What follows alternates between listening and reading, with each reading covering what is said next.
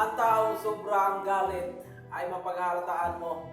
sapagkat gaya ng isang plaka na sira na ang tunog ay paulit-ulit lang.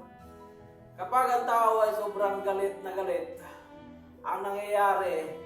ang kanyang emosyon ay hindi niya mapipigilan at ang kanyang utak ay nakasintro lang para mabutyag ang lahat ng gusto niyang sabihin, at ito ay hindi niya makokontrol sapagkat ang tao sobrang galit nawawala ng konsentrasyon